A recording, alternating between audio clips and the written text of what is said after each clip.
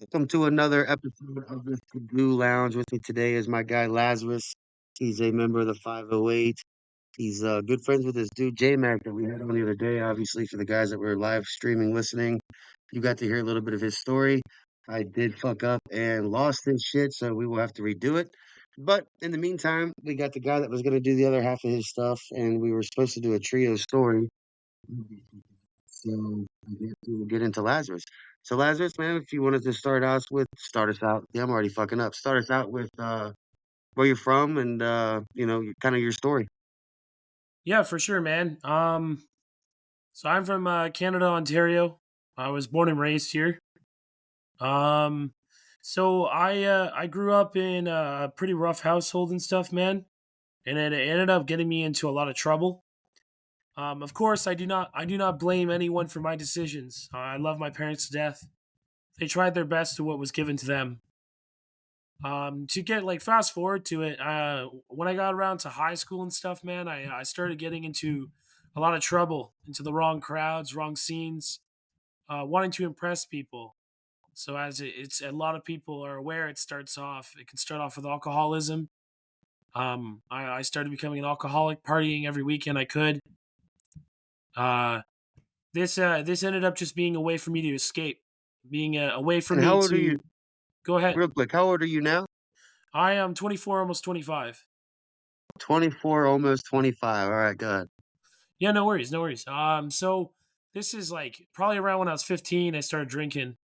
And I started like just going to parties a lot, man. Trying to, like I said, trying to impress the wrong crowd. Don't get me wrong, I had a lot of good memories still in all that pain, and I made some good connections that I still talk to some of those people today. Uh, and then if we go a couple more years forward, I started escalating very badly. I was getting completely lost in the darkness and a winding tunnel of depression and coping in bad ways. You know, there's many good coping skills in the world. You know, you can go to the gym. You can just have good hobbies. You can play games with people, hang out with your friends. But I ended up going to a very destructive hobby, and that was narcotics. I was a chronic drug What kind of addict. what kind of narcotics? So I ended up just trying to use anything I could really get my hands on, but I mainly used uppers. So that would vary from like cocaine, methamphetamine, speed, Molly. So I would just try to get any of those kind of drugs that I could get on my person for that night. Of course, I've tried Man, other he said drugs. I you I said on tried your like persons. You a cop? no, no, no. I'm not a cop. Who the fuck says on your persons but cops, bruh? Just kidding. I'm just kidding. I'm just kidding. No, it's all Keep good, going. Keep man. going. That's funny. That's funny. I didn't realize I talk like that. Yeah, yeah. Yeah, maybe it's just like the rehab chat, man. That's how it got into me. You know, Oh, it could be. yeah, like we just my language kind of just changed as I grew and matured more. But besides that, like I've tried other drugs too. I've tried my fair share. Like I used to smoke green every day. Like I was really big into poppers at that time. But I tried the downers too. I tried Xanax and all that stuff. It wasn't my thing though. I liked going fast, so that's what I did. Around if Okay. you fast forward to this point where it started going really downhill, I was around 17, 18 years old, and I was using it every day, man. Um, I was completely controlled by my drug usage. I was using at work. I started selling. I started like trying to push so I could get my own fix. The ironic part is I literally only sold so I could use half my batch and still pay off the dealer that I owed money to. Attaboy. Yeah, man, I was a slave to it, man. I just wanted it in my system. I couldn't function without it. And then What age? What age are we talking about here? Like, where you like you started realizing like, yo, this shit's got me fucking hooked. Or, well, I can't say at the time because obviously at the time you don't realize that. But now looking back, at what age do you think it really took hold of you? Like you were really like, holy shit. it was probably around 18, man. Yeah, like whenever like I graduated school cuz I was a late birthday, so I graduated at 17. Um and I went back for like a victory lap. I was a really big football player. Like I loved football, and I wanted to go back and play another year. Are we talking American football? Or are we talking football? American football, man. Yeah, I'm a big Okay. lad. I like playing football. Soccer wasn't really my thing. Well, um, the Canadians. I didn't know if you guys spoke, football as football or if you spoke it as American football. no, it's prevalently we say football is American football. We say soccer. Ah, We call football soccer. so you guys are just like distant cousins, nothing more. Yeah, exactly, exactly. And, and so yeah, man, I just went back to play some sports. Wanted to party a bit more. It was probably some like I was a little scared to move on and grow up. Of course, there's probably some of those like lingering, underlining things. And so I was also like had some goals. I was like, okay, I'm gonna get my grades up. I'm gonna get into a college. I'm gonna go. I had some like college teams that want me to play for them, like, but they said I had really bad grades. So I was like, yeah, I'm gonna build myself up. And then I ended up just like basically dropping out. Like my coaches said I couldn't play anymore because I wasn't going to school. And I was just using drugs all the time. I didn't have a job at this point. So I couldn't keep a steady job, and I started going on benders. So I'm sure some of the viewers know this what a bender is, but it's the benders when you go on meth are like weeks long, man. Like I was up for like a week straight, and I overdosed a couple times, and I didn't On realize meth? it. Go ahead. You overdosed on meth? Yeah, bro. Yeah, 100%, man. I didn't know 100%. that was even possible. Oh yeah, man, your heart can explode. Yeah, That's what I thought would happen. I thought that's what like overdosing on meth would be like, cardiac arrest, death.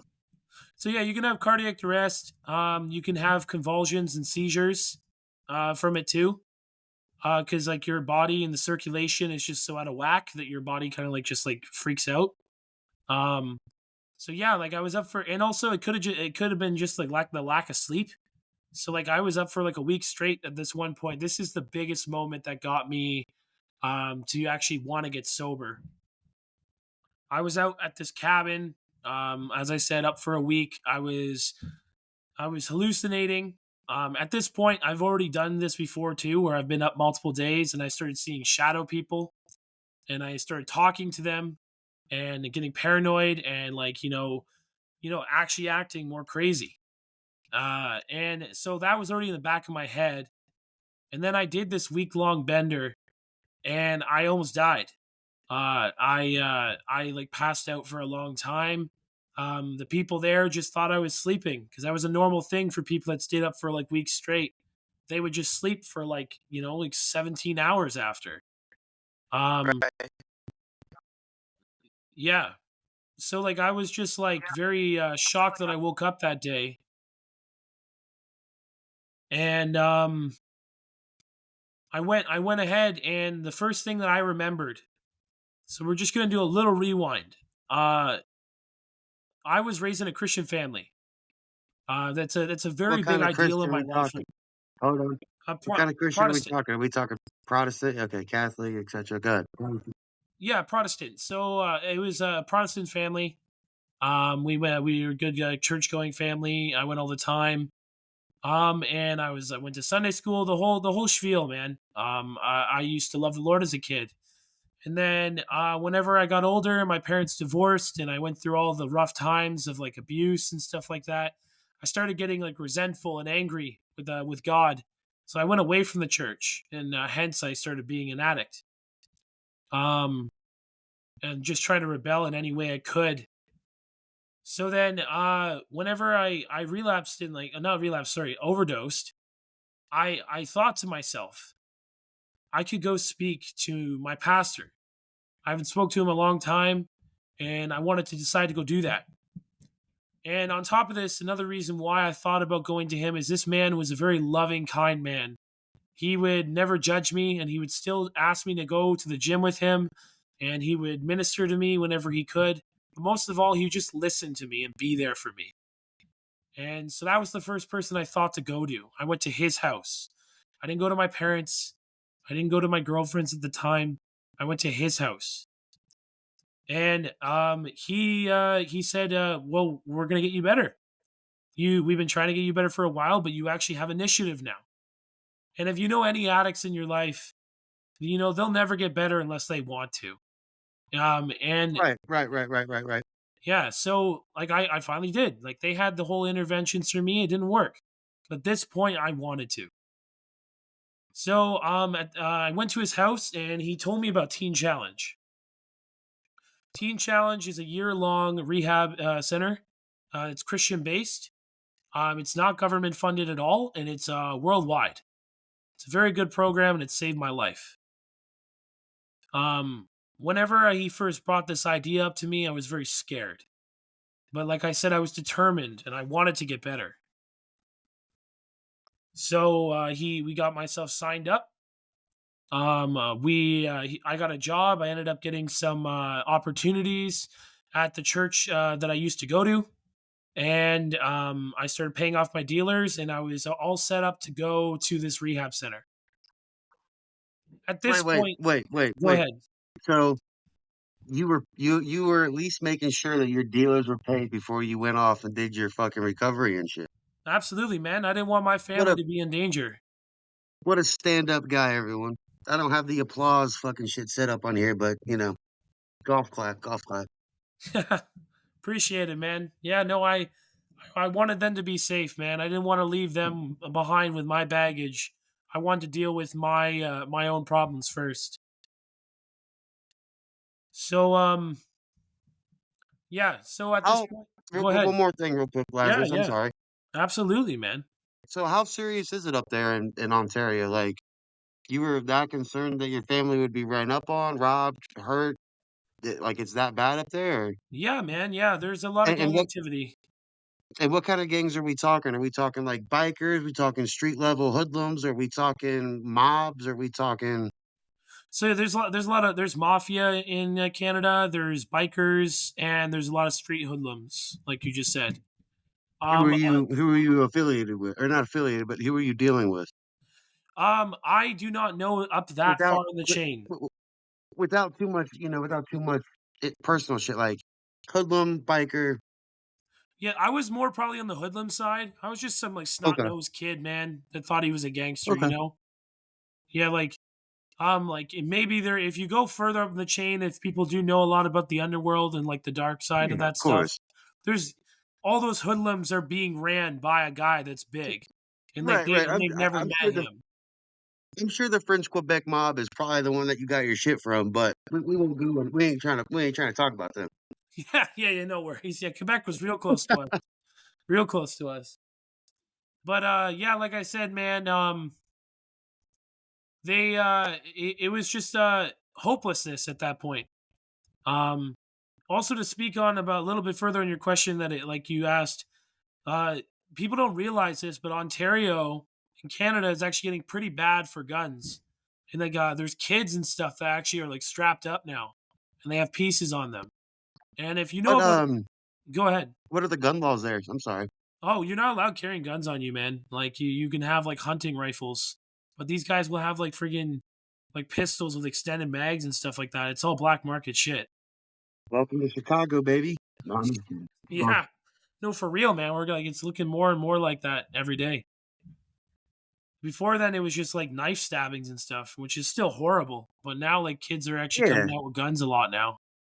Well, I had always thought that you guys ran under like similar like British law. Like in Britain, you can't have guns. Like that's why everyone stabbed each other.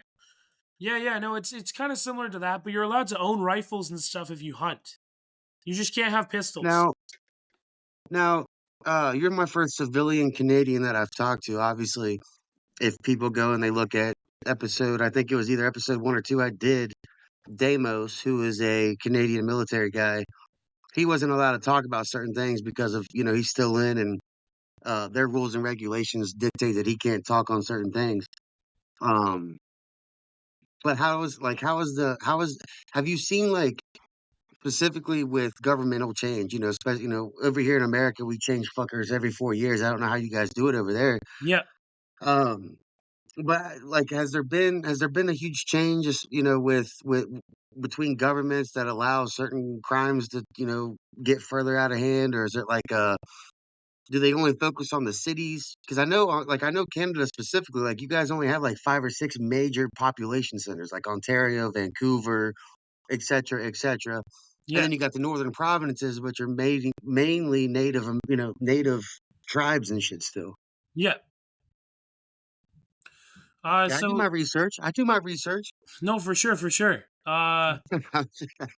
Yeah, like our government system is kind of quite similar to your guys's. Actually, like we're democracy and we have like a voting system. Um, But you guys give homage to the queen still. I don't know actually that much into that part. I don't think we're like 100% affiliated with the Queen still. I know that Canada like respects them and stuff like that, but I'm pretty sure like the Prime Minister has like a very high say in a lot of things. But the at the same time, there's Parliament, and Parliament has Right, right, a lot of seats that are voted in. So you could like let's say you could have a liberal Prime Minister in, but they're mainly the seats were not liberal. So then the liberal prime minister has a lot of things he can't do because most of the people in his parliament seats are not even in his party. So even right. though he's in We have that same power, issue. he has a lot of people he has to go to first, and that happened Now, recently. are your parliament members like lifelong candidates too, or I don't think so actually. I don't think we do stuff like that. We also have a part where you can get like you're like forced out after so many years. So oh, that would be nice. yeah, like so Stephen Harper, I'm pretty sure he was like at the end of his if forgive me if I'm saying this wrong, anyone that's watching it is Canadian, but like he I was very young when this he was in, but he was in for a long time, and then eventually I think he just like came to the end of how long he was able to be in office, and he was forced out. Damn. Yeah, even though he was doing like all right too, I know like each there's always like bad things and good things, pros and cons with people in power. There's always corrupt people everywhere. But and like I know that there was like a serious a drop in like currency and like poverty in some ways in Canada in that time, very similar to what's going on right now. And so because I remember my parents talking about how hard it was to get vehicles and houses and mortgages when we were young. So it seems like every like 10 years, it kind of like after a prime minister has been in office for more than like 8 years, 10 years, everything goes to crap. Now, do you think that's bureaucracy, or do you think that's like uh the people buying them out? Like, I can't think of what the fucking words are called now. Not donors, but lobbyists. Do you think Sorry, I'm that's what just it is? Do you think it's lobbyists that are taking control in a sense? Because that's always been our biggest problem in America, is we have these Congress guys and Congress women who are in office for so long, and all of their lobbyists become like big market companies, big tech companies, big oil refinery shits that just dump their shit in the ponds and the lakes and the ocean. yeah. I don't know if that's specifically true or not, but you know what I'm saying? Like, these are the type of people that they deal with at some point on. I think the biggest thing, honestly, for the downfall of like the Canadian currency currently is just been like trying to play up too much about our costume or our outlook, what people think we are. Um, we're the Canadian kind guys, eh? We say sorry. We're there to help everyone. We're a North American country, first world country. Come here and live in paradise. Uh, Yeah, we're that's always that's helping your message people. to the people. Yeah, like that's like the embodiment of like Canada. Like we're always going out and get out of our way to give money to people to help them that are suffering. We gave a lot of money to Ukraine when that war was going starting. Yeah, we We did too. sorry. I said, yeah, we did too. I'm not so much happy about um giving them our fucking Patriot missiles. I'm cool with money, but our home defense is most important to me. I don't give a fuck. End of the day, No, absolutely, That's man. just Like, go ahead. no, that's just how I see it. Like that's my biggest problem with America. Is we're always, you know, how you were just saying, like the thing that you're proud of your country, of it always being this and always being that. It's just like one of my biggest issues I have is we're always trying to meddle into things. Like I wish we would just, you know, low key isolate and just let shit be, you know, what it is. But we've already put those pants on of being the big brother, so now we got to feel some kind of marginalized by having to go help every fucking time. You know, every time something pops off, guess who's there, baby? Us, America, Canada, Britain, France. Fuck, you know what I mean? Always got a hand in the cookie jar. Yeah, Yeah, absolutely. It's like, oh, that's a new flavor, man. I gotta get my hand in there too. You talking about? facts, man. So, does the government? How's the government healthcare system when it comes to like addicts and recovery and So it's actually really good, man.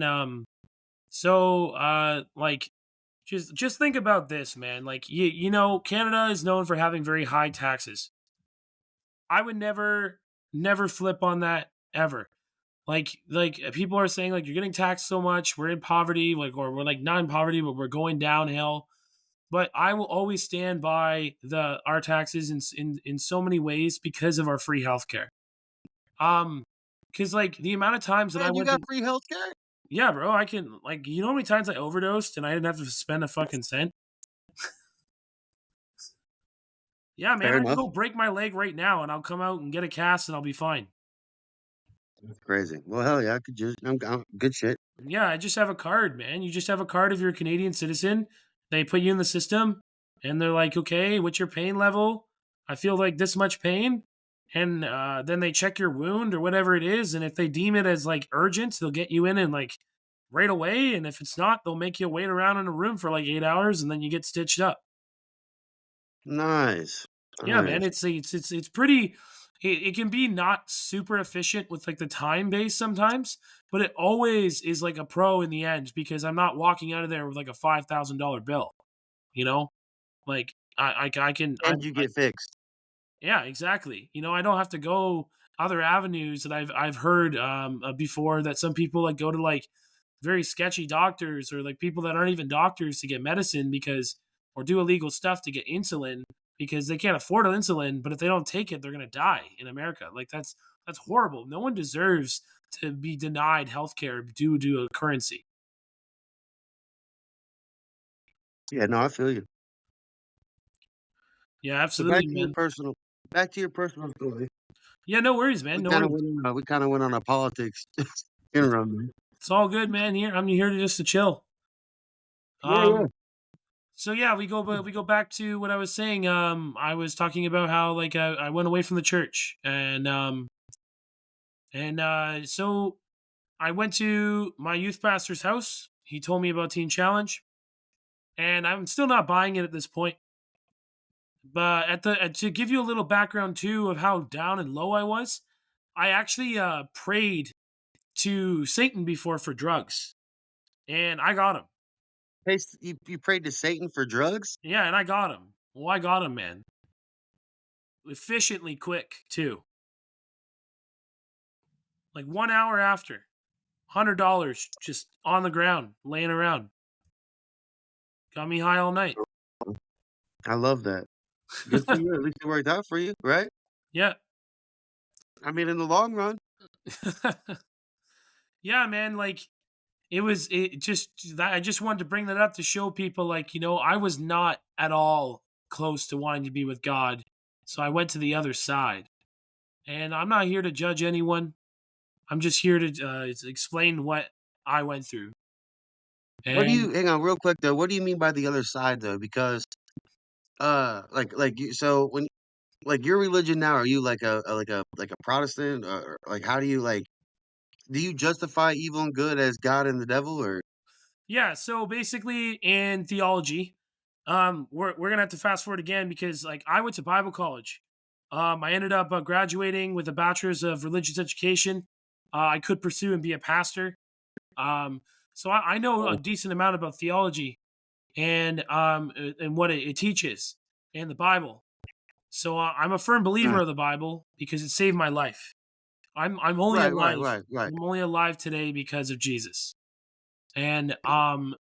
So whenever we think about God and the devil, God is our Savior. Jesus is the Trinity, Holy Spirit, God, and the Father, and Jesus, triune. And anything that is not of God is of the enemy. And the enemy is speaking about Lucifer, Satan. And he is laying around to steal, kill, and destroy, prowling like a roaring lion. That is all Right. scripture. So that is what I firmly Right. believe. It doesn't mean I go. Okay. It doesn't mean I go up to my random homies and be like, "Yo, man, you're a Norse pagan, so you're a friggin' Satanist, and you deserve to burn in Right. hell." Like you're not a Bible thumper. Yeah, I'm not gonna do that. I have friends that are part of the LGBTQ. I have friends that are Norse pagan. I have friends that are atheists. I have friends that are Christians. I do not judge people, but I stand firm on my beliefs. Doesn't mean As that you I'm should. going. I mean, that's the man of principle. Regardless of what anything, as long as you're a man of principle, I have respect for you. Yeah, absolutely, man. Like if people ask me my opinion, I'm gonna tell them. I'm not gonna like go out of Right, my right. way to like ream on them. But I'm also not gonna like drop, like you just said, drop my morals and principles just to appease someone else. Agreed. And that's why you're on this podcast, baby. Let's go. I'm glad to be here. Yeah, of course, of course. Keep Yeah, going. man. Like I ended up going to church. I was in withdrawals, so this is like the big moment for me, man. Of what made me believe in Christ. Um, So I'm like, if anyone doesn't know what withdrawals are when you're coming off of drugs, your body is like basically shutting down, freaking out. It's like picture like your body just doesn't have any. Your body has no more dopamine because whenever you go on like uppers and any other drug, it usually raises your dopamine levels like tremendously. And then like whenever you are coming on the down of the drug, you don't have your dopamine levels to that certain extent anymore, and your body kind of like shuts down and doesn't produce dopamine anymore because it thinks, oh, we're good. We just got like Right, a crazy amount. So right. I'm depressed. I'm sweating. My So, body. hey, tell them real quick what you were winging, because when we had J Mac on, he said that he was winging from, I want to say it was alcohol and something else, and he was referencing that alcohol, benzos, and I want to say fucking heroin or some shit were Yeah, like the heroin. hardest ones to get from because it can kill you. Like the withdrawal can literally kill you. Yeah. So the withdrawals, the most dangerous drug known to man is alcohol. And I know that's a very controversial topic because a lot of people drink it casually. Man, I'm But Irish, baby. alcohol, We drinking day in and day out. yeah, man, and like alcohol is one of the most likely to kill you if you're an alcoholic. You cannot. Right. Yeah, the withdrawals will give you the shakes, and it will literally just kill you. I had a buddy that tried to quit alcohol a year ago by himself. He was drinking like two sixers every night, and he took one shot, and he's like, "Okay, I'm quitting now." And he woke up in the middle of the night convulsing and having a seizure and almost died. So like, Are you still he, alive at least? yeah, he's alive. He survived. He's sober That's now good. too for a That's year. good. So yeah, that was. I'm very glad that it worked out for him. But usually, you need to microdose and go down slowly, especially with like opiates, like heroin and benzos and stuff like that. Um, you need to. That's why they have like those different types of medications they can give you. I can't think of the name right now, but it's considered a drug, and it's like basically microdosing opiates, and you get it prescribed to you. And they give it to people so people don't die, but they can still function, and they're not I considered like can't think of the addicts and name of stuff. it either, but I know what you're talking about. Yeah. Um. So yeah, like me with meth. Meth is like you could still like you can get a high temperature. You can feel sick, but you're less likely to die from the overdose. I mean, like sorry, less you're likely to die from the withdrawals. But it's still not a comfortable situation. Like you're definitely you're suffering. Right, right, right, right. So I was in the church. I'm a young kid, man. I'm 18, and I'm like rocking back and forth, sweating. I'm like tweaking out, man. It looks like I'm on drugs in church, and I'm not. I'm sober, and I was just like listening to the service and listening to like the songs, and then I just felt like God spoke to me through like a word that was said, and I just got this like sense of overwhelming like warmth and like I was being held. So then my pastor at the time, that knew me more when I was a kid, saw me like suffering over in the back, and he asked if I wanted prayer. So I was like, hey, well, why not, man? Like I'm like suffering right now. I don't need like I need to focus Give on something. give a Um, description to the people what that means. Getting prayer. Getting prayer. So basically, the congregation offered and asked if they were fine, if I was fine with them laying hands on me and praying and asking for the Holy Spirit to cover me. Praying So for like everybody comes up and touches you or what? yeah, yeah, Like and yeah. like If I puts a yeah, hand on you and prays or Yep, exactly. Usually, one person will lead, and then some people will join in. Some people are just like there to be a present because it's a presence because it says in the Bible when two or more are gathered, Jesus is in that presence. Two or more are gathered really? for his glory. He will be there in that moment. So they would gather and they laid hands on me, and in that moment I just felt all my shame and regret and my pain just overwhelming me, and I just cried out and I asked for Jesus to come into my heart. I repented and I solely gave over everything. And there's a difference between you know people just can think about that. That's just words, but there's a difference between repentance within the heart and repentance with your words. And I repented Yeah. with my heart in that moment. And I laid it all at his feet. And I realized what he did for me. And instantly in that moment, I will stand by this till the day I die. My withdrawals were gone. I did not crave another drug. I was instantly healed. And in that moment, I knew that Christ was real and that he loved me and he wanted nothing more from me to flourish and have a good life with him by my side. I So can that's what respect that. go ahead. No, I was just saying I can respect that. Yeah, and like some people may think it was just like a euphoric moment, like whatever. It's up for interpretation. But that's what I Yeah, of course. experienced. And so I was like, okay, this is crazy. I was on a high, I was like, this is great. I'm going to get better. But I was still determined because I knew from many teachings in the past and many wise people telling me that people go to crutches, people go to self-medicating to not to because they like the drugs, even though that's a possibility in it. Because of pain though. They do it to mask and cover something that they do not want to experience ever again. That they cannot seem to be able to work through or let go. And I knew I still had a lot of baggage. So I was determined and I went to rehab still. Despite me like thinking, "Oh, I could be fine. I don't crave drugs anymore." I went to rehab and I worked on myself. I put in the blood, sweat and tears. I missed my family every day. I went to counseling. I was in there with a bunch of great guys, men from all over, all different types of ages. I was the youngest in the program. Yeah, I think J Mac said the same thing. I think he said he was the youngest one too.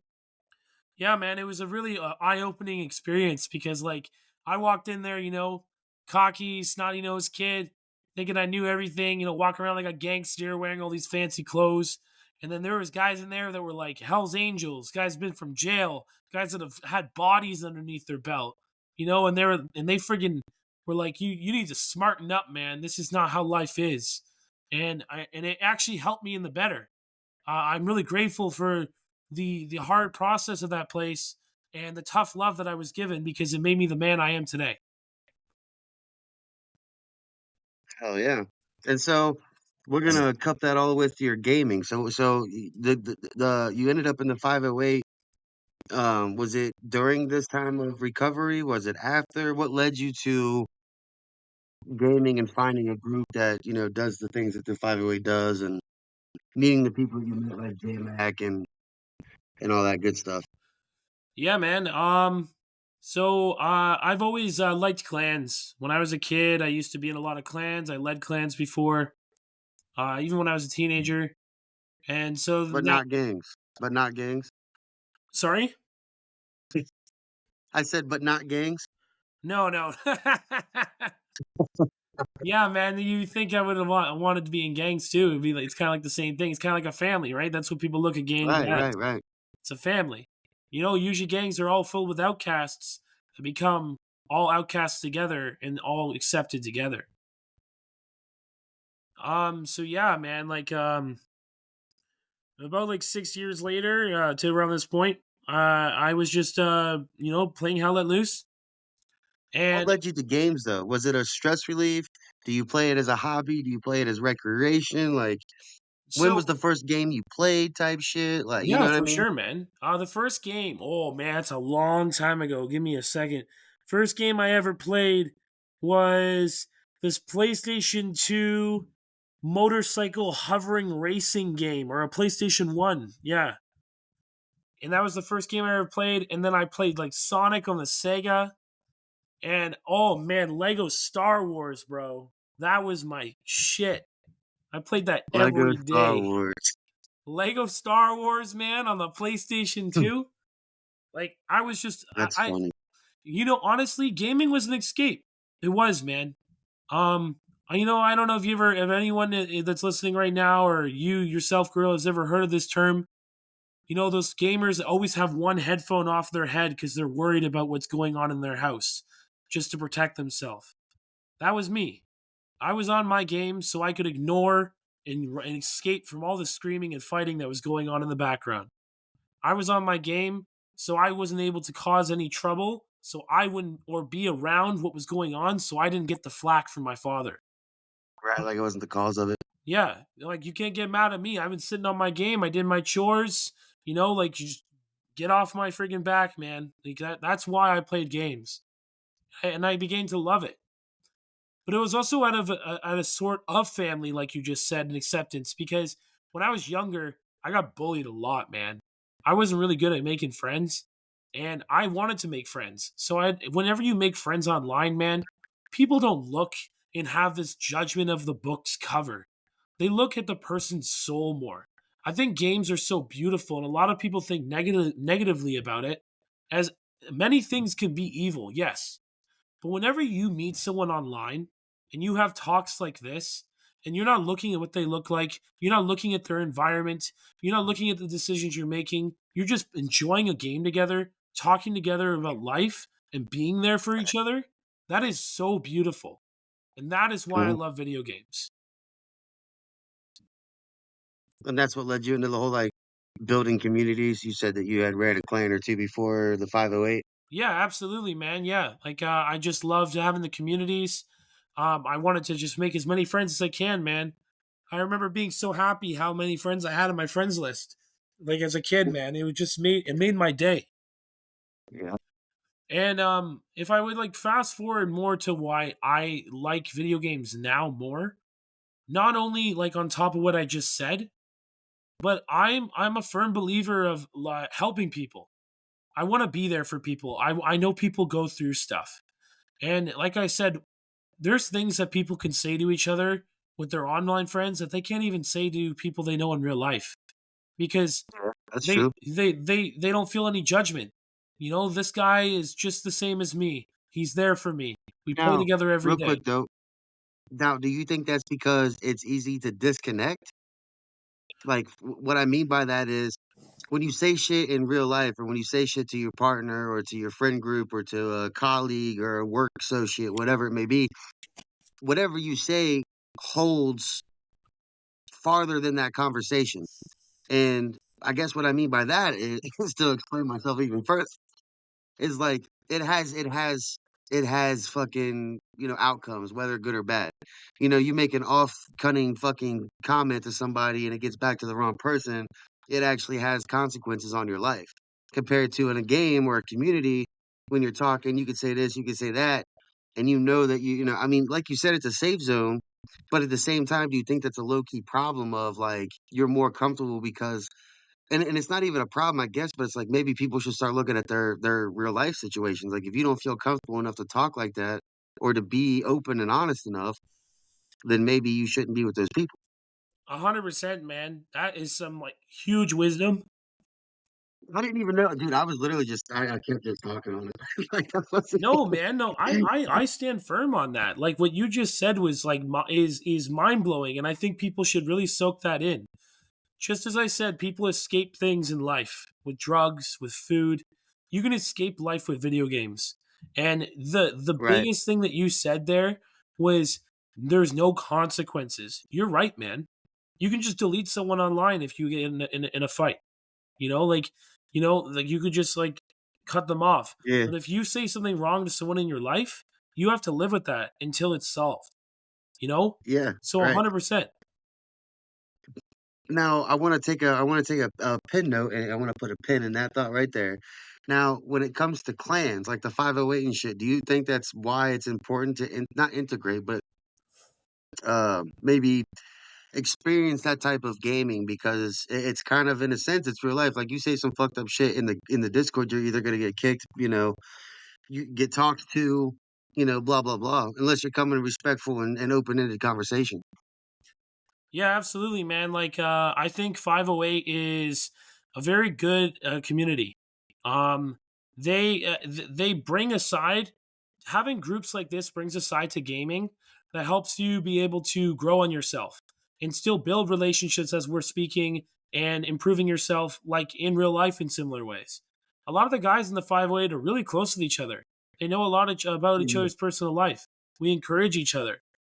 We lift each other up.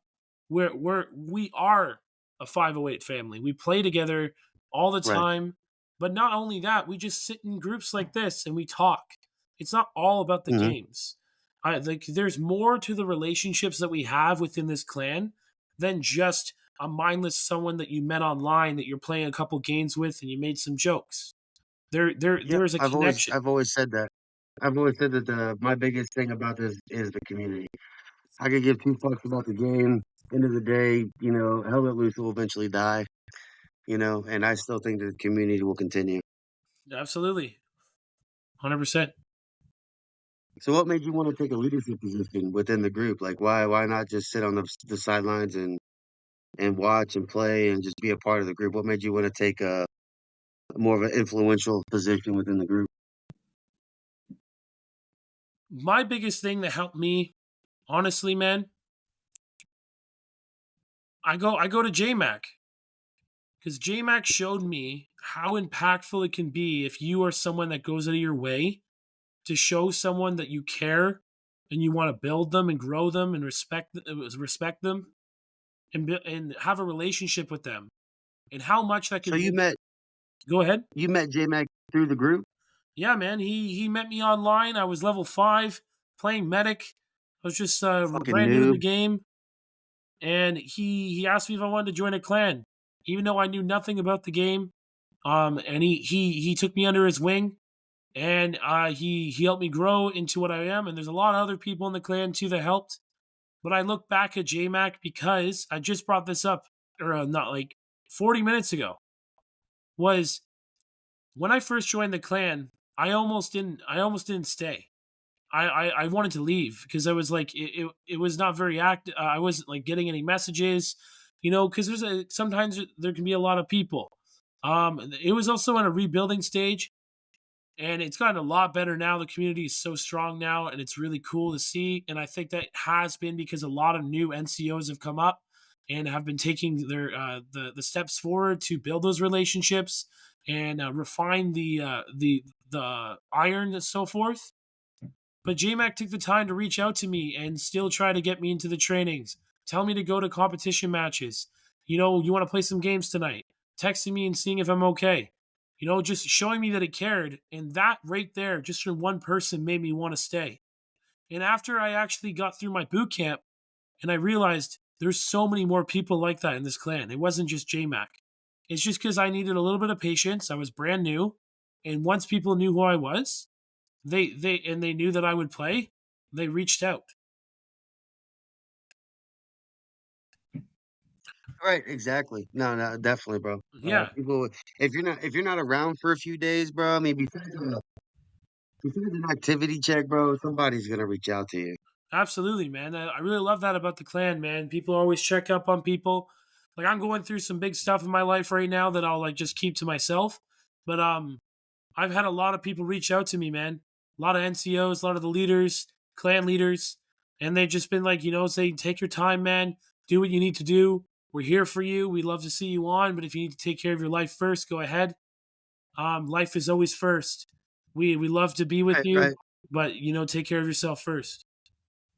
So where does the name Lazarus come from? So Lazarus is my middle name. So Lazarus is the name of Jesus' best friend that ended up dying, and Jesus rose him from the dead. So when I was born, my father prophesied over me with a priest, and they prophesied over me that I would overcome something like death. So forth I did whenever I overcame my addiction to meth. Right. So that's another crazy thing, man. And my dad didn't tell me that till I was 21. He didn't want to tell me when I was working on my addiction to think that he was trying to manipulate me or change my mind and what I was going to do and trying to get sober and trying to force me to be Christian. He wanted me to find my own way. And then he told me later on, you were prophesied over and you were foretold that you would go through this and that you would triumph over it as Lazarus did. Kind of creepy, really. Yeah, it is in a way if you think about it for sure. I see it as beautiful. But yeah, No, I mean, like I agree with you. And if I was more mainstream religion based, then I would probably more like agree with you. I will say this that I would like to have you come back uh in more of a open-ended religion type conversation. Um, I think that would be dope because I got a lot of questions about that whole shit and how you see things. Can't find too many Christians that are open to talk like that. So, um, whenever you're willing, and we'll definitely pencil you in for another episode on that note. Um, yeah, for sure, man. trying to think. That'd be I great. was trying to think. I was gonna say something else, man. Fucking can't think of it off the top of my head now. And we still got your episode with J Mac. I still gotta. He says he's trying to do his shit next weekend. So I think we'll have him come on next weekend, do a 45, 47, 48, 50-minute clip, hour clip, and then we get in together as a trio and talk. Yeah, absolutely. This religion thing, this religion thing's what really got me captivated with you two specifically because both of you had said the same thing. And I don't know, I mean, obviously, I doubt that it was rehearsed. I talked to you guys at two different times, but the fact that both of you said that religion and God and that shit made you change your stuff around and gave you hope and warmth and comfort in your time of darkness. So I'm excited to explore that shit more. I don't call it shit in disrespect. I hope you don't take it that way, obviously. Yeah, no worries, man. Um, but yeah, Yeah, no, absolutely. That'd be really great. is there is there anything else you would like to say to the people? Anything else you want to say to the 508 members that'll be hearing you? Uh, anything else you got for me? Yeah, no, for sure. I like I said, I love this clan. I love the community. They're a great group of lads, and they're always it's always a riot to hang out with them. Shout out to Riot out there. That actually has that gamer tag. But yeah, man. I'm just here to. I want to help people as much as I can. I want to listen to people. I want to talk to them. I want to be there for them. I'm actually thinking about I wanted to be a sentinel and I wanted to take that step to do it, but unfortunately that thing in my life just happened recently. But this thing showed me even more of how important it is to love and respect people and reach out to them when you can and just be that arm or that shoulder they need to lean on because the sentinels have really helped me out in my time and my NCOs and all that. So that's another big thing why I wanted to be an NCO is I want to be there for people. I want to be able to help them grow. I want to be a patient person that can sit there and help guide them in the ways I can. Um, I think that's a really good moral. JMac always says I'm like that, and I never realize it, but he says I'm always kind and gentle and understanding.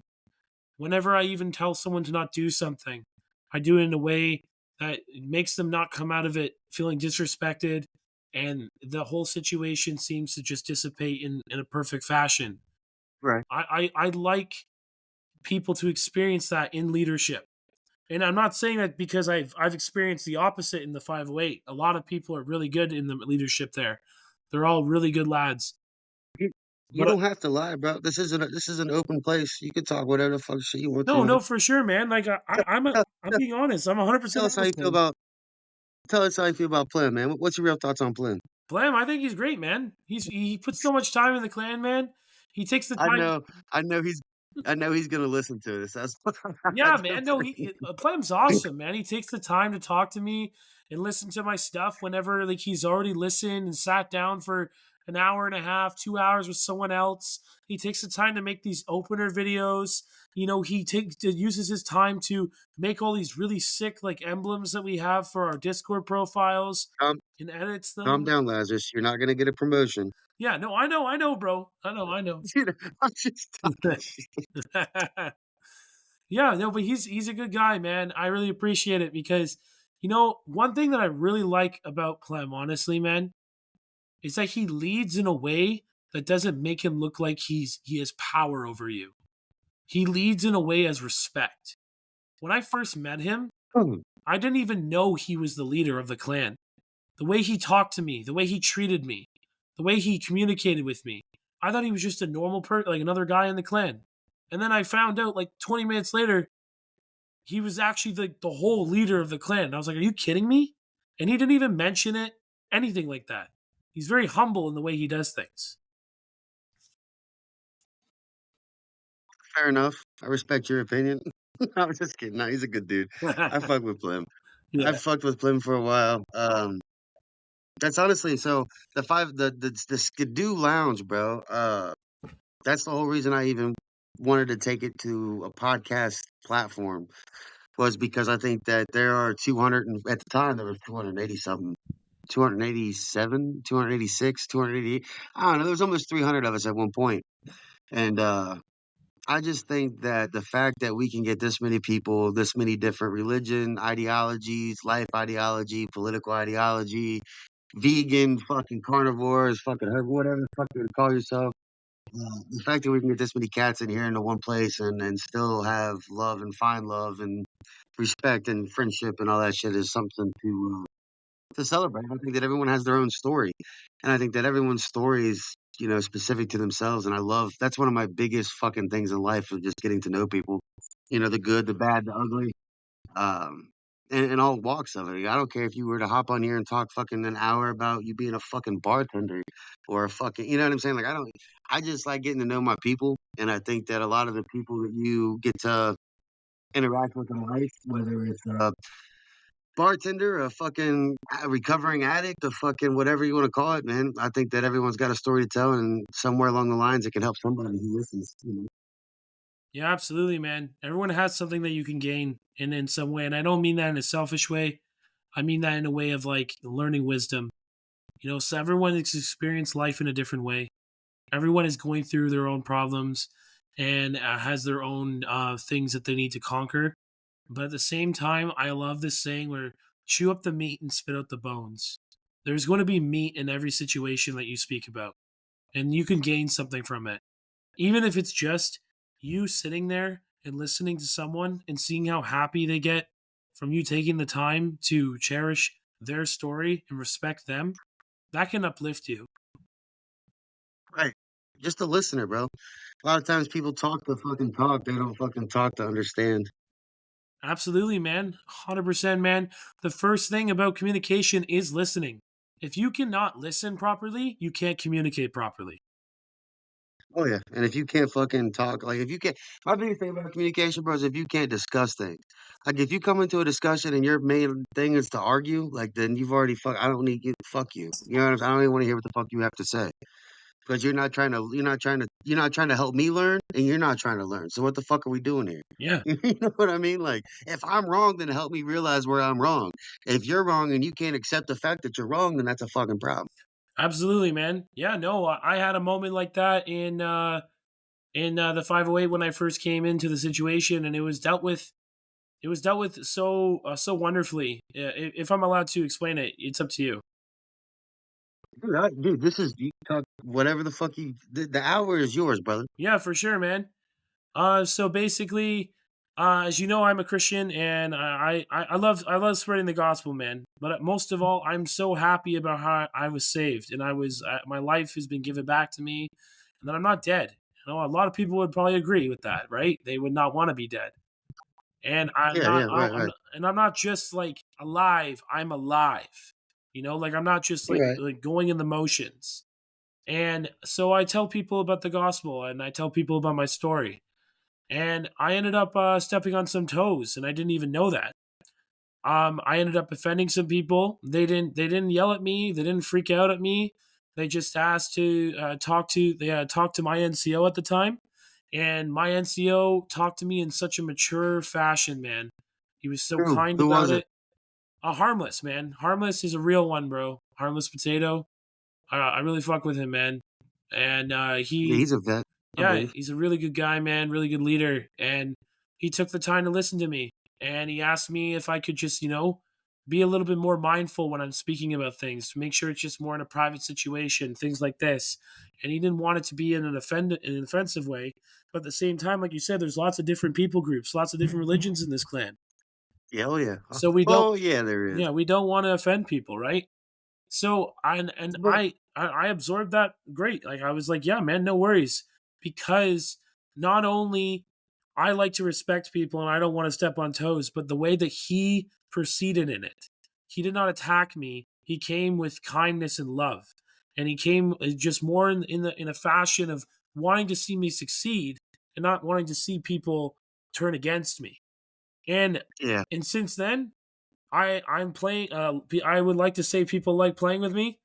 No, people like playing with me. yeah. I know they do. You're cool, dude. I Yeah, fuck no, with you. I'm chill. Like we're it's good. It's a good thing to do. And and I became an NCO. Like clearly, if I didn't like improve and work on that, I wouldn't have came to the point where I could be an NCO. Well, hold on, because I don't want the viewers and listeners. I don't want that shit to get twisted. Because first off, your religion and your views should never offend fucking anybody.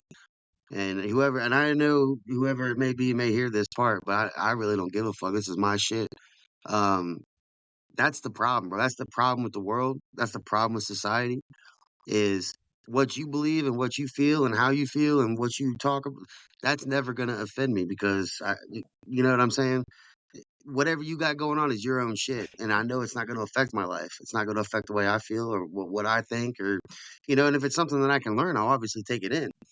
But to go as far as to be like, I'm offended because you like to spread your shit, or that you are thankful for this God that gave you life, that's fucking ridiculous. Yeah, well,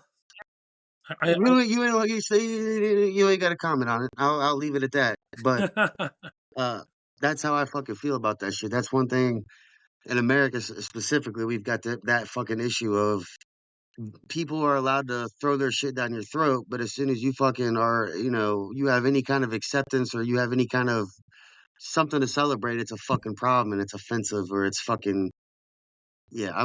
So we'll leave that there. But uh, I'm glad that you feel open about it enough to talk about that here, and I'm glad that you found something to give you enough joy like that. Fuck, people spend their whole life trying to find joy like that. yeah, amen, bro.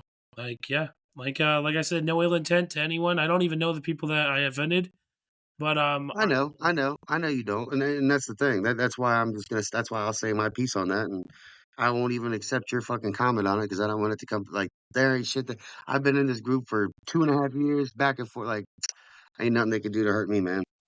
yeah, absolutely, man. No, for sure. I appreciate that. It means a lot to hear that. Um, but either way, man, I have moments like this. I don't need to spread the gospel every second.